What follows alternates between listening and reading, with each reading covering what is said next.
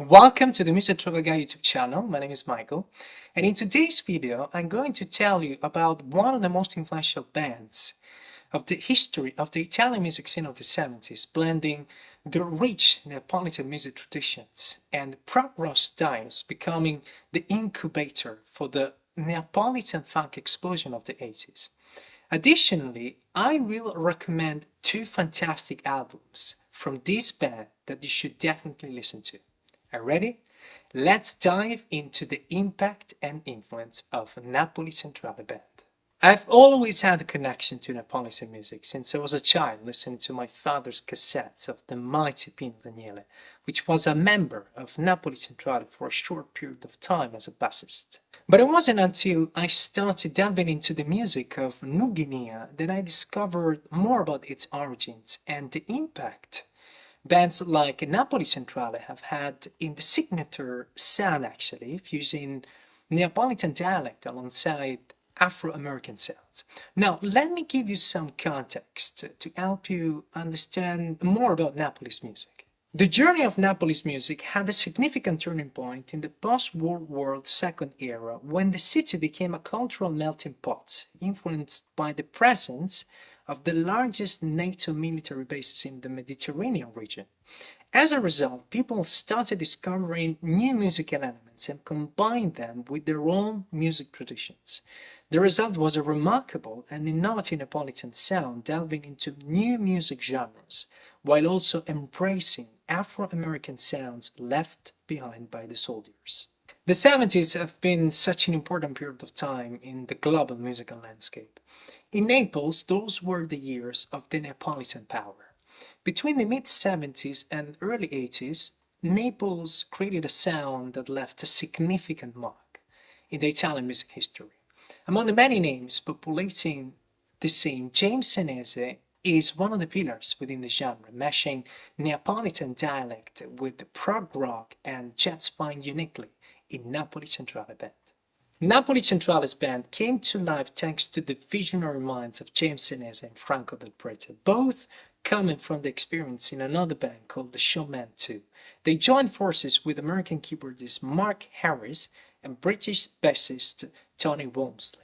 Their sound was inspired by the greats John Coltrane, Miles Davis, some people say the Miles Davis of the electric period, Weather Report, including Wayne Shorter. I think Weather Report would be the closest reference to the band to make you understand, but there's definitely an Italian flavor. The name of the band, which was suggested by an Italian journalist, Raffaele Cascone, is the name of the railway station of Naples, which indicates the comings and goings of different people, bodies and faces.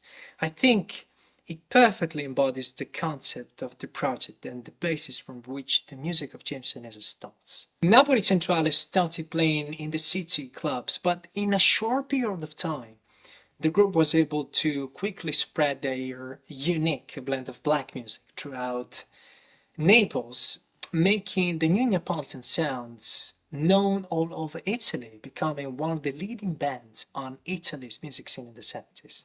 James Senese is the beating heart of the band. He's the son of an African-American US soldier who arrived in Italy during the American occupation that liberated the country from Nazi fascism, growing up as a black kid in Naples. He started playing saxophone at an early age, developing his talent by listening to the giants of jazz music. In time, he became an excellent saxophonist, vocalist, and composer. He's renowned for his distinctive approach and incredible talent. Speaking of which, I find his style very raw, direct, and to be honest, it never fails to grab my attention, both with his hungry voice and saxophone playing. He's considered one of the founders of the Neapolitan power movement with Napoli Centrale, and perhaps that's why the fusion of Afro-American sounds and Neapolitan music traditions sounds so natural and authentic in Napoli Centrale's music. And this brings up my recommendation. So I highly recommend listening to these two must-hear albums by Napoli Centrale. The first album recommendation is their debut album titled Napoli Centrale, released in 1975. This album has been extremely influential on the music scene of Naples, and many consider it as an essential in an Italian pop collection. Most importantly, it is usually considered the cornerstone of the Neapolitan Funk explosion of the 80s, featuring artists like Tullio De Piscopo, Enzo Pitabile, Tony Esposito, and many others. The album deals with social issues, a famous subject of discussion in the mid-70s in Italy, which makes the message closer to the people. The Neapolitan dialect is very present in the album in many songs, such as Agente Bucciano, the people from Bucciano, which is a long track featuring jazz and funky influences. The second one is titled Ngazzate Nire, proper Napolitan dialect, that will be pronounced correctly, released in 1994, which features the presence of amazing musicians and artists. Above all, since I love percussion, the talented Puerto Rican percussionist, the Manolo Badrena. One of the things I love the most about this album, apart from the beautiful blend of different music vibrations and genres, is the album cover, which gives you that feeling of Mediterranean roots.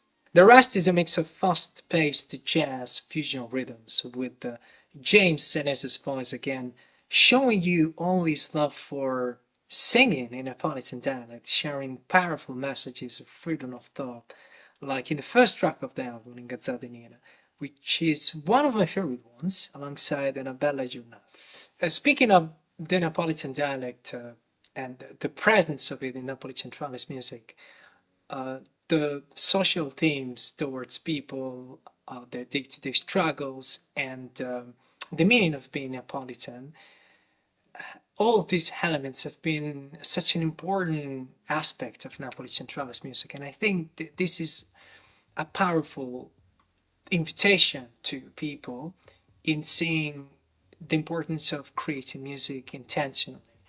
Musically speaking, what I love the most about Napoli Centrale releasing their debut album in 1975 is their vision and courage at the same time in seeing something new, blending different worlds, the Neapolitan music traditions and African American sounds, and they did it beautifully.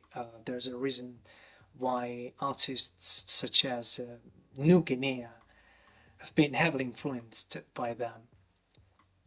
Now, I would love to know your experience and thoughts about Napoli Centrale.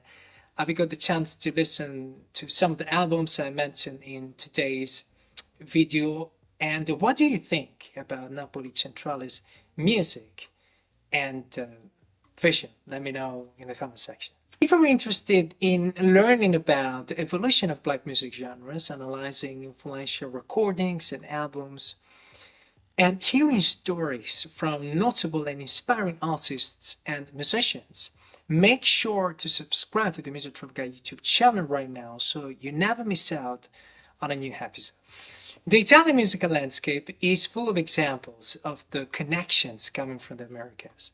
And one great example is the Bossa Ligure sound, which is a micro-genre developed by the cultural exchanges between Liguria region in Italy and South America. I highly suggest you listen to my interview, you just need to click here, I had with the DJ music researcher and curator Manu from Liguria Transatlantica to discover more about the connection between Bossa Ligure and Brazilian music.